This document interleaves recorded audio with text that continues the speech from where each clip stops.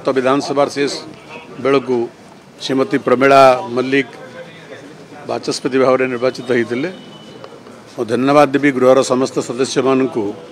जे से परंपरा को नारी शक्ति जागरण परंपरा जोटा आरंभ होता से परंपरा को बजाय रखी एवं न्याय और निरपेक्षतार आसन में जड़े महिला माननीय महिला बाचस्पति को आज सर्वसम्मति क्रमे गृह निर्वाचित करी स्वागत करी एवं आम समस्त आशा करूँ जे बाचस्पति आसन जो मर्यादा से मर्यादा को नूतन बाचस्पति निश्चित भाव में रक्षा करेंगे गृहर समस्त सदस्य मन को न्याय देवे एवं निरपेक्षतार सहित गृह को परिचालन करेंगे से सामर्थ्य तंकर अच्छी ए विश्वास आमर रही।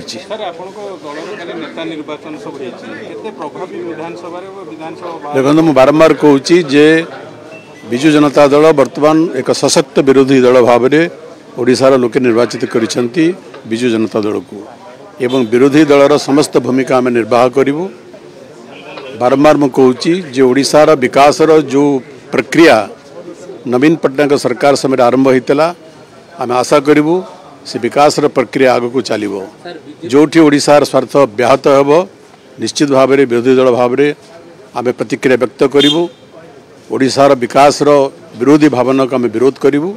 जोटी ओडिशार विकासर कार्य होब आम समर्थन करूँ। आज्ञा गृह आरंभ होने आज केवल बाचस्पति निर्वाचन सरी अपेक्षा करंतु गृह आरंभ किए कहूँ बीजेपी बीजेडी कहते किए कहूँ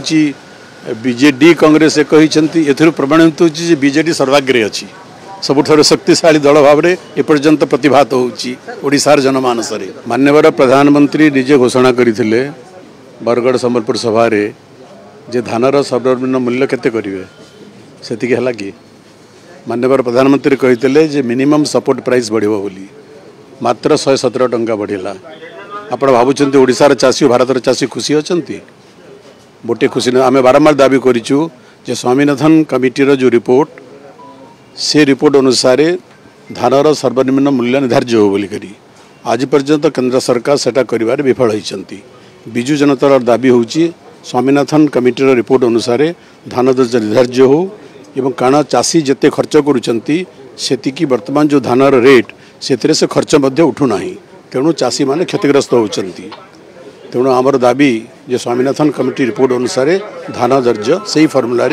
कार्यकारी करना गतकाली भारत सरकार जो घोषणा कले मिनिमम सपोर्ट प्राइस केते घोषणा कले 1000 टंका बढ़ेगा कि मात्र 117 टंका बढ़ेगा। फाइन क्वालिटी धान पाई मात्र 117 टंका बढ़ेगा। आपण भावुंट चाषी खुशी अच्छा